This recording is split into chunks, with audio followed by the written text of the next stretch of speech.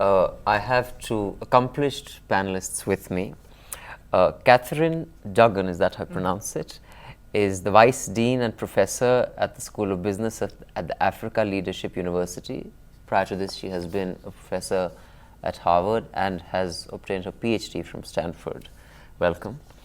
And we have Ross Nathan. He is currently the Chief Executive Officer and Managing Director of Skill Africa Limited, based here in Rwanda. And prior to this, he was heading something called the Vision Fund. Yes. So welcome both of you, Thank you. To wonderful Kigali, where I've just arrived today, and I'm just super impressed with what I see here. Let me start with you, Catherine. Skills in Africa is a challenge with this fourth industrial revolution, which is all about tech and technology, and a lot of developing countries around the world, and I'm sure Africa has the same kind of issues. How many of the skilled people are actually employable for the future industries that seem to dominate conversations around the world? Yes, I mean, I think as you point out, this is an issue for countries around the world. And as we're thinking about what kinds of skills are going to be taken by robots, are going to be taken by computers, we have to sort of ask ourselves exactly what it is that we imagine the skills of the future to be.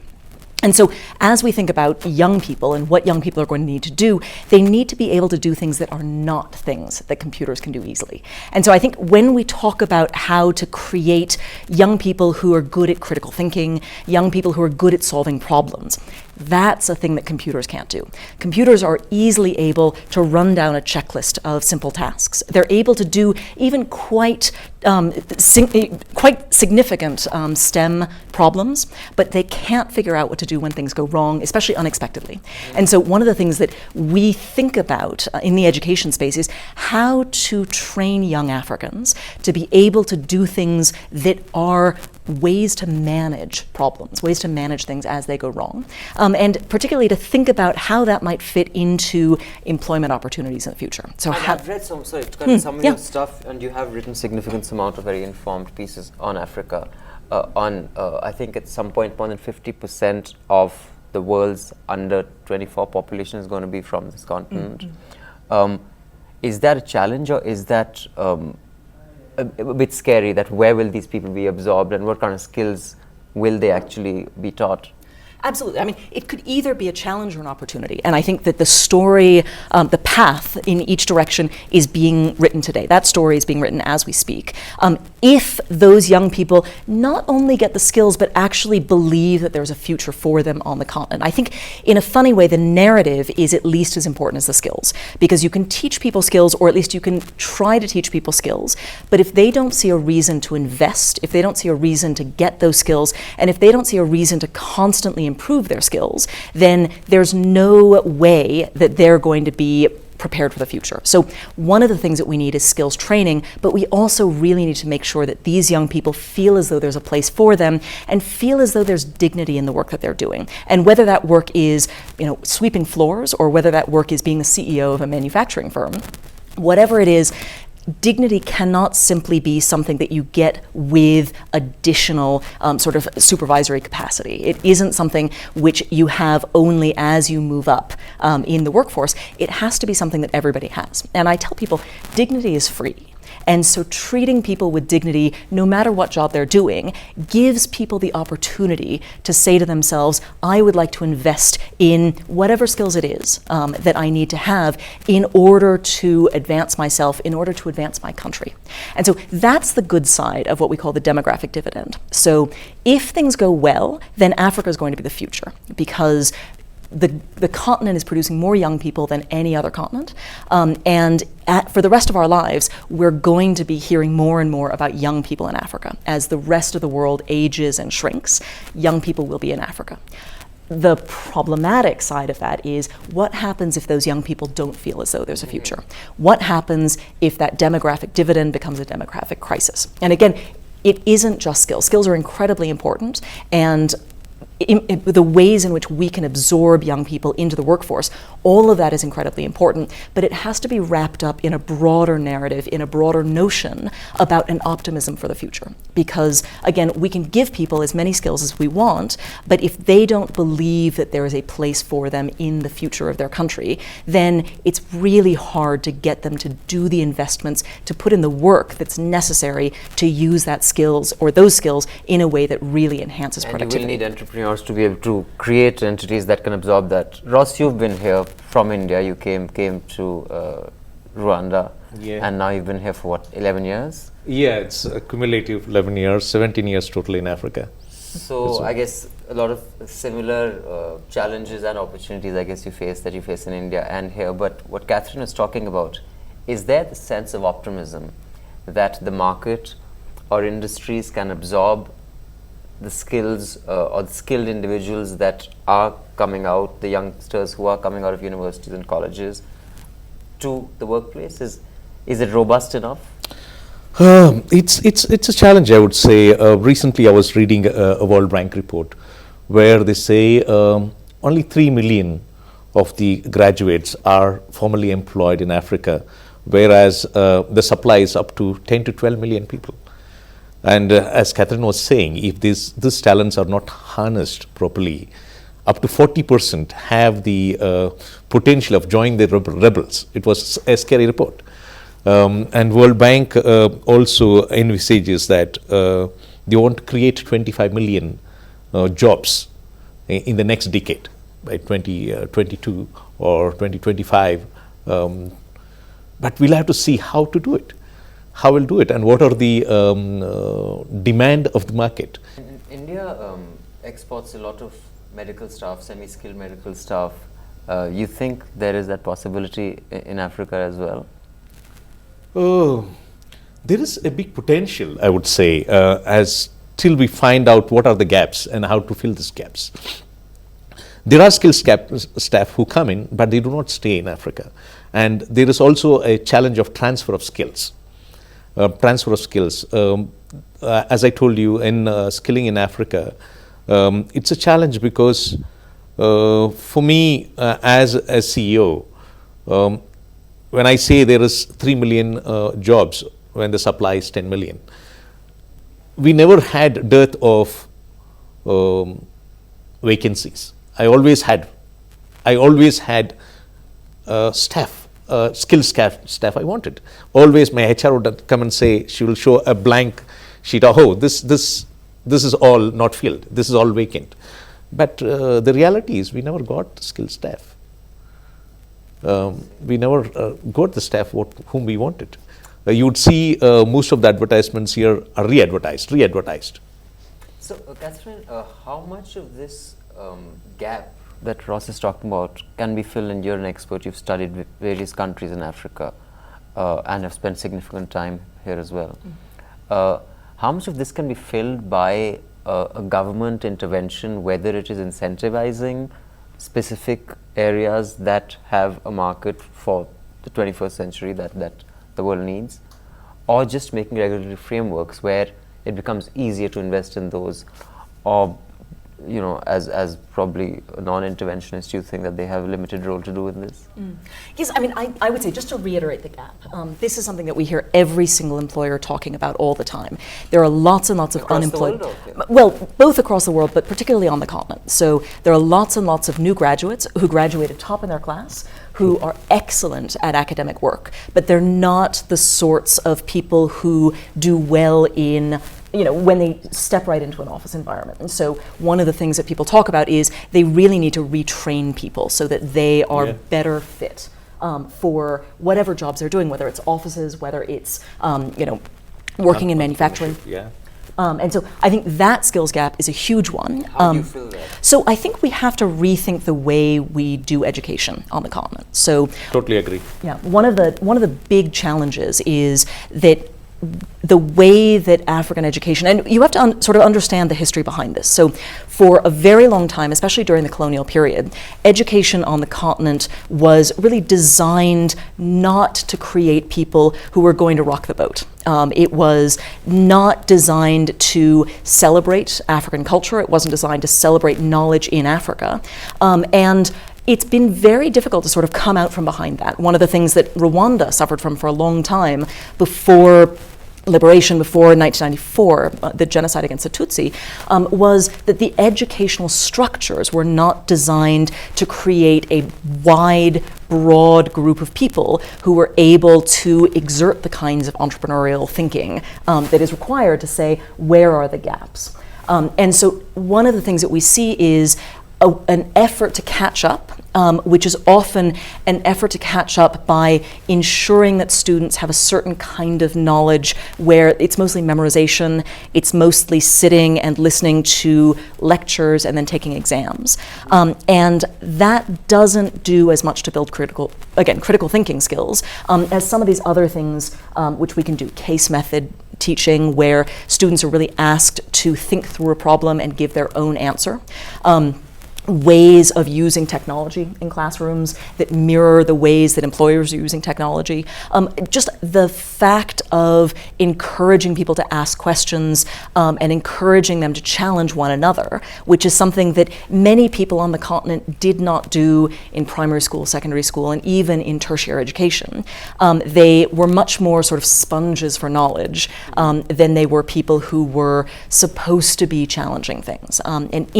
Again, as we move into the future, we need more and more people who are able to do that problem solving, that critical thinking, and really challenging the status quo and thinking, where are opportunities to be disruptive? Where are there opportunities to do other things? I think government plays a role in that. Obviously, they play a role in that particularly with the education space. But I think that overall, it's something that we really need to see from the grassroots up. We've seen a number, in countries all over the continent, we've seen a number of efforts by various governments to try to change things. But unless you have buy-in at the bottom, unless parents are bought in, unless young people are bought in, from young children up to, young people in the workforce, unless you have buy-in there. It's a limited amount that the government can really do. Exactly, and you don't want, and the opposite of an entrepreneurial mind frame is to sort of sit and wait for some sort of help from the top.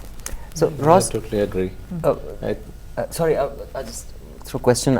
Before you came in, I was just talking to Catherine about there's this show called African Voices on CNN, which kind of coincides with the time that I wake up and I do my yoga. So I end up watching it, every day, and it has a disproportionately large representation among women. That's also to do with, I guess, what is good for television.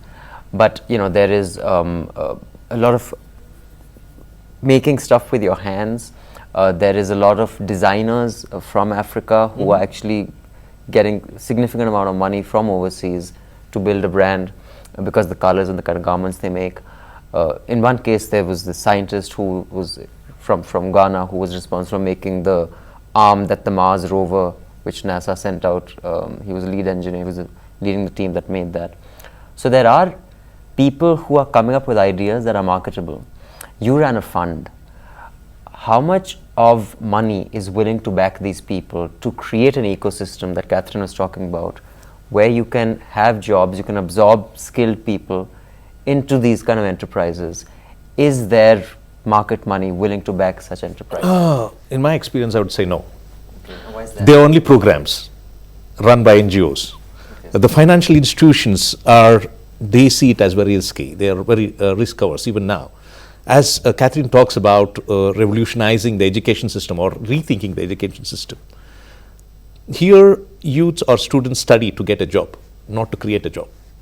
So that mindsets had to be created from a very young age. I totally agree with Catherine saying that we'll have to see what is.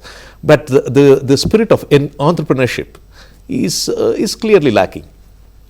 Everybody wants to get a job, and institutions or funds are not ready to fund, there are venture capitalists, but they are very few. But what's the friction in creating entrepreneurs? Is it that the regulatory framework is too challenging, or is it something else? I would say Rwanda has done exceptionally well in creating an enabling environment to create entrepreneurships.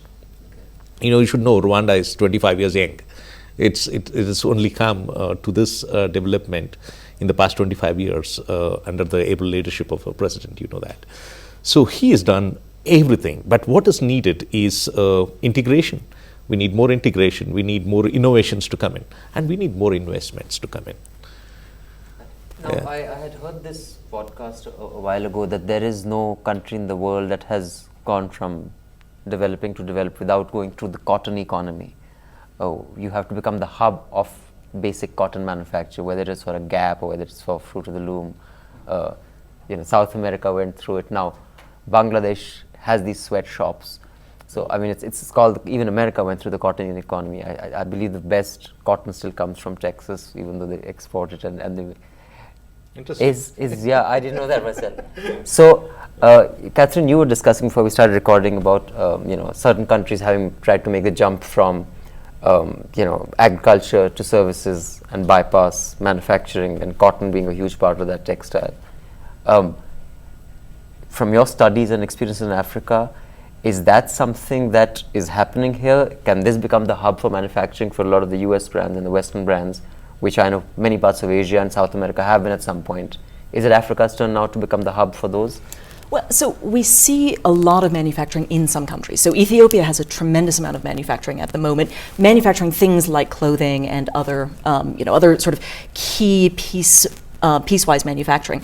One of the problems in Africa is infrastructure. So transport, power, ports, those things need to be improved. Skills need to be improved too, but even if we had incredible skills, if we didn't have the roads and the ports and the consistent power, then you can't be competitive in terms of manufacturing. I will say, just one of the things, I think that across Africa, across the African continent, we see a lot of entrepreneurial fire and drive. We see it partly among young people, so we see hubs springing up across the continent. Kenya has tremendous tech hubs. South Africa has some very interesting things going on. West Africa and Nigeria, Ghana, elsewhere, there are a lot of young people who are really doing amazing things. And one of the things that they're looking for is a way to leapfrog, right? So Africa for a very long time has been thinking about people in Africa have been thinking about how to bridge large gaps, large distances, where you don't have the roads, you don't have the traditional telephony. And the way that we've seen that happen is through leapfrogging technologies such as mobile telephony, mobile money. In America, I've only just started paying for things with my mobile phone. You've been able to do this in Kenya for... We're doing it for 2006. Exactly, very long time. And so there are ways in which those sorts of opportunities exist. Just because we haven't seen them in history doesn't mean that they can't happen. Okay. Having said that, we do need to improve productivity. We need to figure out ways to bring people directly from agricultural spaces into jobs. And that's something that we haven't figured out how to do yet. And we're unlikely to be able to see people come from rural areas and work directly in startups. That the skills jump would be too high. So I think one of the questions that we have to ask ourselves is, what do we do? And actually, I just wanted to come back to a point that you made about doctors. There are tremendously skilled African doctors, lawyers, nurses, but many of them have left. And so it's hard to get medical care in London without... I love being able to talk to especially Nigerians and other people who grew up on the continent, who were educated for a long time on the continent, but then left because the job opportunities were better in London, in New York, in other places. So there's no shortage of really bright young Africans, some of whom are working for NASA, some of whom are working in London, some of whom are working in Africa. The problem is when we look at the difficulties of doing business here, the capital constraints that they face, the difficulties with infrastructure, the difficulties with power, the difficulties in finding investors who are willing to invest small amounts of money in untested entrepreneurs. it's easier for them to go either into hubs like Lagos, like Nairobi, like Johannesburg, or to leave entirely and to start going to London, to start going to California. So I think that I don't want us to say that there isn't talent here. I don't want us to say that there isn't entrepreneurial spirit here. Everybody in Africa is an entrepreneur in a way, but what we really need is people who are trained as entrepreneurs, people who are trained to see gaps in the market, people who are trained with business skills that allow them to translate their ideas into investable projects. And I think that's one of the gaps that we are really missing. And that's one of the things, it's one of the places where government, but particularly the private sector, can come in and start to sort of fill those gaps, both with programs, with training, with investment, but also just by demonstration, just by giving examples of people and success stories. Exactly, ventures that have worked. Oh, yeah. So, Ross, let me give you the last word. You came from Bangalore to Rwanda, and Bangalore is the booming hub, especially when you left. So, what made you leave, and what makes you stay? Wow. It's a challenging and interesting question for me. What made me to leave was it was very difficult. I was asked to come as a consultant to turn around an organization in Zambia and capacity build. I came for a month. Then I went back. I didn't stay even for a month, and then they asked me to come for a year. I would say in Bangalore, India, there are a lot of skilled people like me, thousands of people. I would say it is just an opportunity for me to come in. It was the right opportunity.